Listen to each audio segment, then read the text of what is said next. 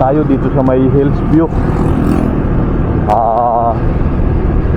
Pupunta naman tayo sa may pupunta ng sentro ng Naik.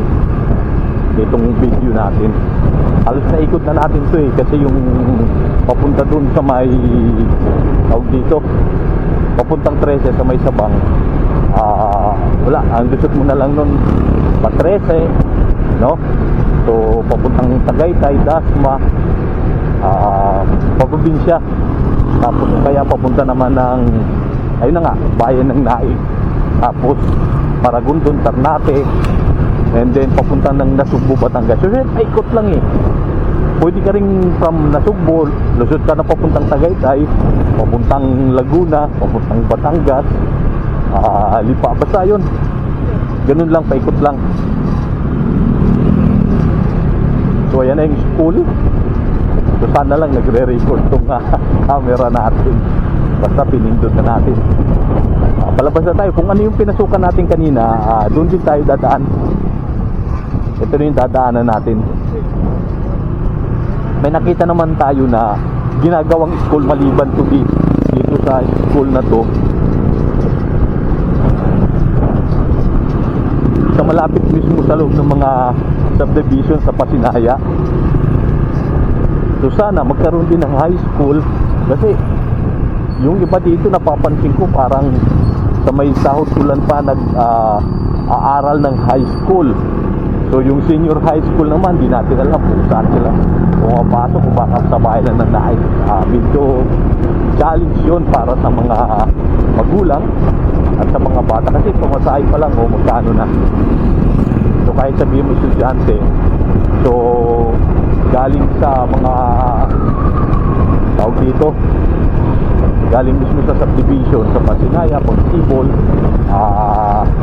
Royal, medyo price, depende pa yun sa layo mo. Kung mas malayo ka, mas mahal yung pamasahe. At makikita naman natin puro tricycle talaga yung ano rito, main transportation. Malibang kung may tricycle ka, marunong mag-tricycle yung anak mo, yung sex, yung bata pa, hindi pa maaari gawa ng kailangan ng lisensya, o hindi naman po pwedeng araw-araw ito yung maghatid, no? Okay lang sana kung nanay ka na marunong mag-drive ng motor. Okay, motor kayo, kung wala, hindi.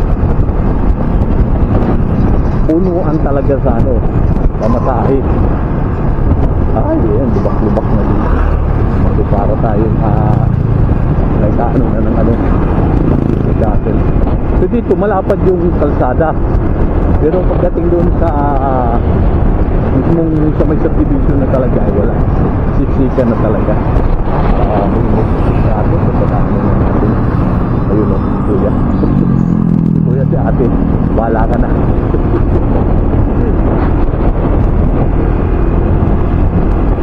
Pagpasok lang to, pero pagdating mo na doon sa kita mo to, dalawang linya na lang, parang one way. So magkasalubong.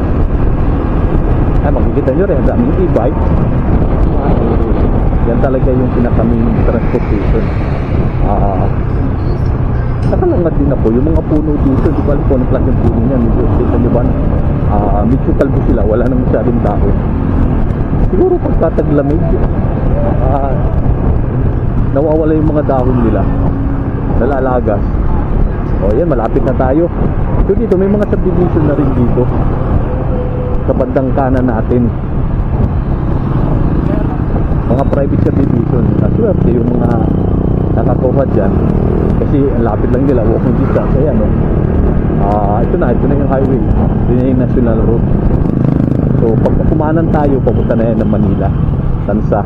So kakaliwa tayo, papunta na ng Naik town proper ito. Kaya makikita nyo may mga bus na.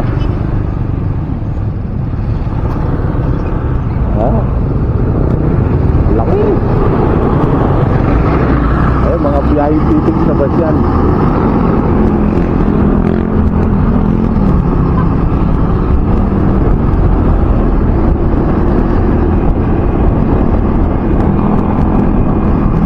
Lang tayo dito kasi binibideo naman natin itong dadaanan natin. Dito, after dyan sa Hillview, ayan, makikita nyo yung kulay blue building na yan. Ayan na yung LTO dito sa bayan ng Nais. Ayan, LTO. So, makikita nyo, marami yung mga subdivision dyan. At malawak na palayan, lapay. Ayan, LTO. Katabi din lang niya yung testing. Ayan, okay, so after nito, ang unang kanto ay kung di ako nagkakamali, Concepcion. Timalang Concepcion. O tama, Timalang Concepcion. So itong kanto na to,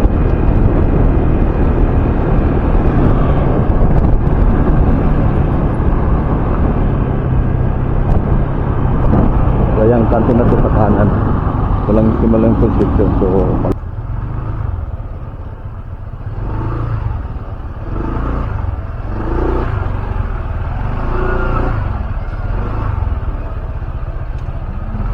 Pikiran Punay.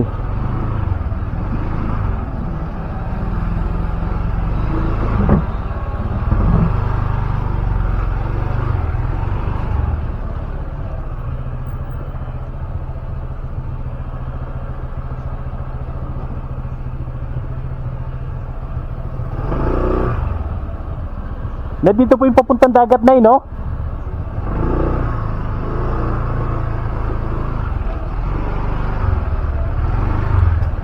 Meron ano.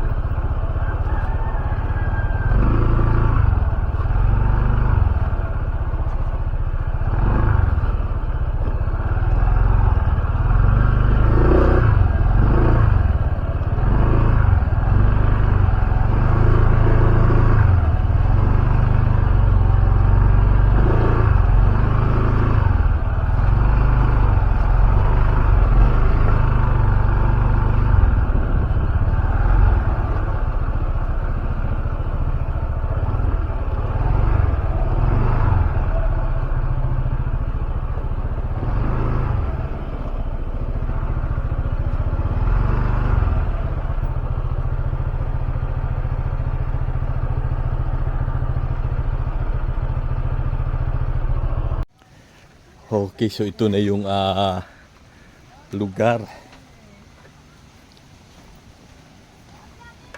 Ganda umaga po. Ay, tanghali na po ba? Ito yung usually magiging parang land fort area nung gagawing tulay dito sa may Naik Cavite papunta ng Bataan. So nakikita nyo yung, hindi nyo makita kasi ang layo. Yan dyan sa ano, meron parang mga structure. Delio TV kapatid, kasama ko kayo sa video ko ha.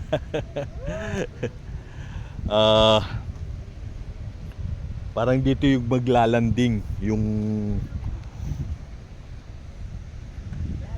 yung tulay, no? So malaking structure to na gagawin talaga rito sa Pilipinas na tulay papunta ng Marabilis, Bataan. Zoom natin para makita ninyo. Ayan o. Ayan yung structure na siguro nagte-test ng putik kung paano gagawin. Although may mga, hindi ko alam kung mga poste na to. Ayan o. Yung nandito sa bandang kanan, panimula nila, hindi natin alam. Pero sana kung poste na yan, Disyensani nag-start na rito. Yung pinagalingan natin sa labas. So, ayun yung magiging start no pagpasok dito sa bahay natin. Depende kung maglalagay pa sila ng ibang daan. Ng ibang daan papunta dito sa tulay. Kung dito sa coastal area na to, manggagaling ng Tansa, maggagawa pa sila. So ayan o, papunta rito. Pwede ring maligo dito. Ayan o, tinan nyo. Kaso nga lang parang ilang buwan na tayong nagpunta dito. So wala pa rin nangyayari. Wala pa rin nagbabago. At makikita nyo may mga cottage na itinayo, yung mga lokal dito. Kasi nga pwede rin kayong maligo rito. So ito yung kondisyon ngayon dito. Medyo maalon. Medyo maalon. Napakahaba niyan. Itong coastal area na yan hanggang doon, no? Coastal area papunta doon sa kabila. Halos itong area na to parang ano na mga mangingisda, kikita niyo mga bangka na. At the same time, so kung gusto niyo maligo, pwede naman. Ang problem lang talaga dito sa coastal area ng bayan ng Naik, yung dagat, hindi siya lumilinaw katulad nung ibang mga beach area, mga coastal area, no? Papuntang Ternate, Nasugbu, Batangas. Dito ayan, siguro dahil maalon, no? Na ano nila yung pero malinis naman yung dagat. Hindi nga lang lumilinaw. Makikita nyo may mga barko pang nakaano rito, parang naka-dry dock. Ano bang tawag dito? Inaayos ata nila. So hindi natin alam kung mapapapunta pa nila sa laot yan kasi parang nakasayad na yan eh. Pero dito ayun, makikita nyo may mga naliligo. Ito yung lugar talaga. So magmula rito sa may dagat na to papunta doon sa may mga cottage na yun, napakalayo. Mga ilang metro din. Tapos yan, no? So dito, ito yung kung talagang itatayo, gagawin yun, ito yung mga lugar na dadaanan magmula dun sa pinanggalingan natin sa National Road ng Naik. Malayo-layo din, no? Papasok dito. Mahaba yan. Kita nyo, halos ito lahat to, lugar na to, beach area yan. Papunta doon sa dulo. Mga beach area.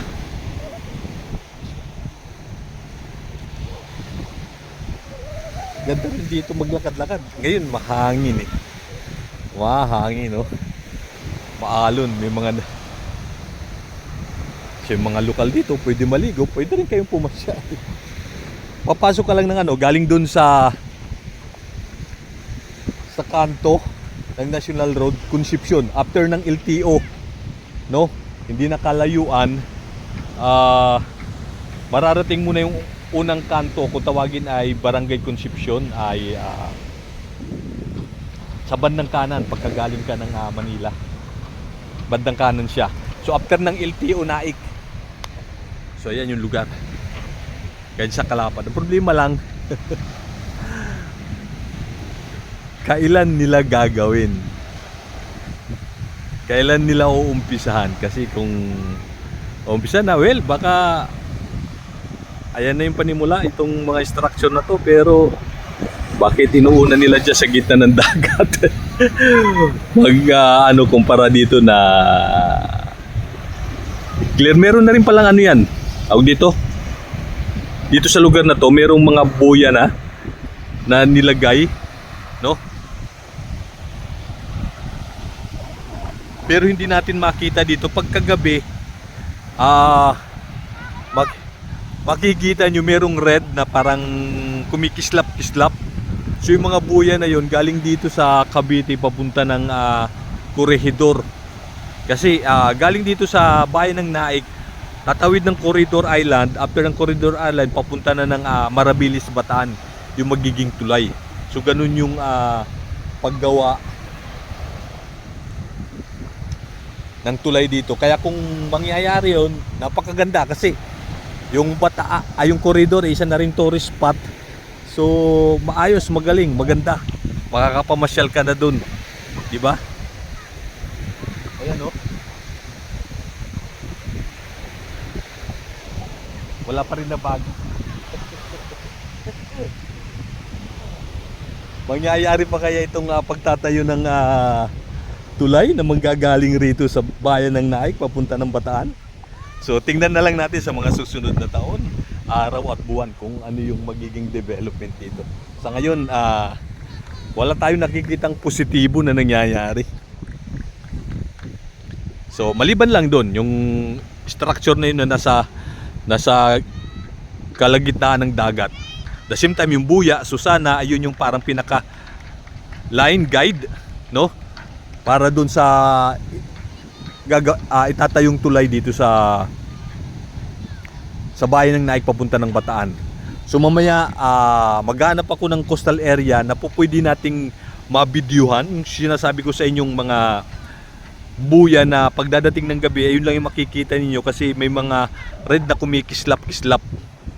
So ganun yung palatandaan natin. Isang mahaba yan dito sa gitna ng dagat. Nakikita ko yung mga buya nun galing doon sa may Tansa. Nasa Tansa, Cavite, no? May mga nakita ko nun. Okay. So ayun yung update natin dito sa sa ginagawang sa gagawing tulay. Hindi naman natin sabihin ginagawa na kasi wala pa nangyayari. Ewan ko kung yun na yun. Pero sa ngayon wala pa tayong nakikitang development para masabi natin ginagawa na nila. Kasi as is pa rin yung last time na nag-video tayo dito, ayan pa rin yung nakikita na rin yan. Same structure, although malabo lang, ngayon malinaw na. Medyo maganda kasi yung panahon, kaya nakikita natin na maayos. Although may mga nakatayong, hindi natin alam kung poste na yan, pero napakaliit eh. So malalaman natin pagdating ng araw. Pero kung sisimulan na nila yan dito, itong lugar na to 100% kung dito magagaling. Kasi yung original na idea natin, magagaling doon sa kanto, papasok dito. Or either doon sa may kabilang side na yun doon. Pupuntahan din natin yun kasi papasyal ko kayo talaga sa buong bayan ng Naik. Lahat ng sinasabi ko nga ng tawag dito, ng pwedeng pasukan, na pwede nating pasyalan para maitur ko kayo sa bayan ng Naik, gagawin ho natin. Ang problem lang ay lobat na yung ating battery ng ating isang camera. Ang bilis, parang ayawan ko bagong bili natin. Hindi ko alam, sabi ng nabilhan natin na shop, na motor shop, 2 oras daw. Hindi ko alam kung naka2 oras na tayo nag-video kasi nag-start tayo doon sa may bukana ng pagitan ng Naik, Tansa, doon sa kanto pagpasok, doon sa may tulay na kulay pula. Nag-video na tayo para may pakita ko sa inyo. Papunta sa Hills View, pinasok natin yung mga private subdivision doon, and then papunta na rito. So papasok na sa bayan na Bati. Parang mga ano pa lang tayo, nasa Concepcion pa, tapos dadaan pa ng ay, anong bayan to dito? To Concepcion, no? Ay, Timalang pa. Oh, Timalang Balsaan. Sorry, nagkamali ako. Timalang Balsaan pala ito. Tapos susunod Concepcion, no? Timalang Concepcion. Oo. O yung arko doon. Okay, salamat dito sa mga bata. O shoutout sa inyo. Mali yung address ko. Timalan, no? Balsahan. Naikabit. After nito ay Timalan Concepcion naman. So doon din yung isa sa parang original plan na doon din parang pinaka-land fort, no? Nung unang dulo na manggagaling dito sa Naikabit. Pero ito lang yan. Ito lang yung sa bandang kabila doon. Itong kahabaan na to. Okay? So yun yung update natin. Tapos charge na natin yung nabili nating ano, parang na-disappoint ako dito, parang ang bilis niyang malobat. Di ko alam, tingnan natin kung ilang oras tayo nakaikot na doon sa kabila, no? Ayan, yung kulay blue lang na yan. Oo, yun, yung kubo na yon. Okay, so yun lang, malapit lang. Diyan lang din yan. So Talagang ito yung talaga yung pinakalugar. Lugar na to. So go na tayo. Lilipat naman tayo sa iba. Okay, so ayan, naghintay talaga tayo nung gabi para makita natin yung sinasabi ko sa inyo kaninang umaga. Ay mga kumikislap-kislap na mga pula na yan, ang pagkakalam ko, ayan ay mga buya. Di natin alam kung ayan yung pinaka-line o guide, no, na gagawin na sa tulay. Pero napakadami na niyan. Kaya makikita nyo, ayan, no, kumikislap-kislap na mga pula.